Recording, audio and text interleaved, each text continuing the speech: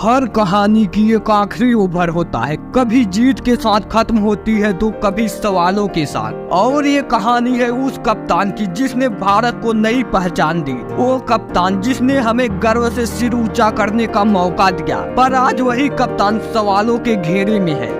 कहा जा रहा है कि उसे हटाया गया, उस पर दबाव बनाया गया और अब रिटायरमेंट का इशारा दिया जा रहा है। क्या ये वाकई सच है या फिर किसी बड़ी रणनीति का चाल है? ये कहानी सिर्फ क्रिकेट की नहीं, ये कहानी है इज्जत, राजनीति और उस शख्सियत की जिसका नाम है रोहित शर्मा। 2017 से लेकर 2024 तक रोहित शर्मा भारतीय क्रिकेट का नया चेहरा बन चुके थे। उनकी कप्तानी में भारत ने एशिया कप जीता, वनडे वर्ल्ड कप 2023 के फाइनल में पहुंचा, 2024 का T20 वर्ल्ड कप जीता, चैंपियन ट्रॉफी जीता और टीम के अंदर एक परिवार जैसा माहौल बना दिया।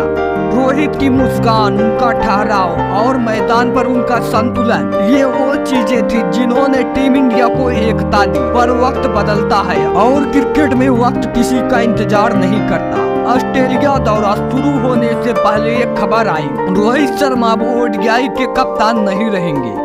पूरा क्रिकेट जगत सन्न रह गया। फैंस ने सोशल मीडिया पर सवालों की बौछार कर दी। किसी ने कहा ये भविष्य की तैयारी है तो किसी ने लिखा ये राजनीति है, पर सच्चाई अभी भी पर्दों के नीचे दबी थी। अगर आंकड़ों की बात करें तो रोहित शर्मा का कप्तानी रिकॉर्ड शानदार रहा है। ODI में लगभग 70% जीत का औसत, T20 और टेस्ट दोनों में स्थिर प्रदर्शन, टीम ने बड़े बड़े टूर्नामेंटों में जगह बनाई और रोहित ने हर बार जिम्मेदारी उठाई। तो सवाल उठता है, अगर कप्तान का रिकॉर्ड इतना बेहतरीन था तो फिर उसे हटाया क्यों गया? क्या ये सिर्फ एक रणनीतिक कदम था या किसी छुपे दबाव का नतीजा?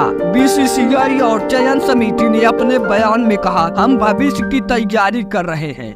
2027 वर्ल्ड कप को ध्यान में रखकर नए चेहरे को मौका देना जरूरी है। लेकिन कुछ अंदरूनी सूत्रों के अनुसार यह फैसला सिर्फ भविष्य के लिए नहीं था, बल्कि एक फोर्स ट्रांजिशन का हिस्सा था। रिपोर्ट में कहा गया कि चयन समिति के भीतर कुछ मतभेद चल रहे थे। एक गुट चाहता था कि युवा कप्तान को तुरंत मौका मिले और दूसरा गुट चाहता था कि रोहित को एक सम्मानजनक विदाई दी जाए। पर जब फैसले बंद दरवाजे के पीछे होते हैं तो बाहर सिर्फ अफवाहें सुनाई देती हैं। क्रिकेट की दुनिया दो हिस्सों में बट गई। एक और वो लोग जो कहते हैं ये वक्त का फैसला है, अब नई पीढ़ी को आगे आना चाहिए, और दूसरी ओर वो फैंस जो कहते हैं कप्तान को इस तरह हटाना गलत है। सोशल मीडिया पर जस्टिस फॉर रोहित ट्रेंड करने लगा।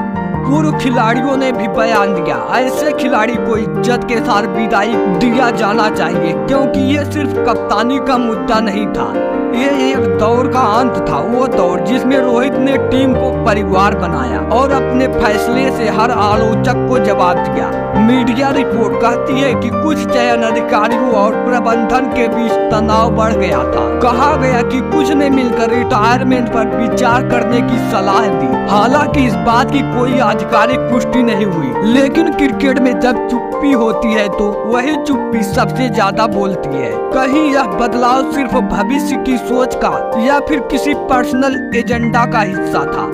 इस सवाल का जवाब आज भी अधूरा है। और इन सबके बीच रोहित शर्मा चुप रहे, ना कोई बयान, ना कोई ट्वीट, बस एक तस्वीर जहां वो मुस्कुरा रहे थे। पर उस मुस्कान के पीछे थकान थी, वो थकान जो हर खिलाड़ी में होती है जिसने टीम के लिए सब कुछ दिया हो और अंत में खुद पर सवाल उठते देखे। कभी कभी मैदान की हार से ज्यादा दर्द ड्रेसिंग रूम की राजनीति देती है। अब सबकी निगाहें भविष्य पर है। क्या रोहित फिर से कप्तान के तौर पर लौटेंगे? क्या वो 2027 तक खेलते रहेंगे या फिर ये उनकी कहानी का आखिरी ओवर था? जो भी हो, उनका प्रभाव, उनका नेतृत्व और उनकी शांत आक्रामकता हर भारतीय क्रिकेट की जड़ों में जिंदा रहेगी, क्योंकि एक सच्चा कप्तान मैदान तो छोड़ सकता है पर अपनी छाप कभी नहीं मिटा सकता। शायद आने वाला वक्त बताएगा कि रोहित शर्मा का ऑस्ट्रेलिया दौरा उनकी अंतिम विदाई होगी या एक नई शुरुआत। कहानी अभी भी अधूरी है, क्योंकि मैदान में उतरने वाला हर खिलाड़ी कभी पूरी तरह विदा नहीं होता, वो बस अगली पारी की तैयारी करता है। दोस्तों, मैं हूं अनुज और आप देख रहे हैं बातें बैट बॉल की।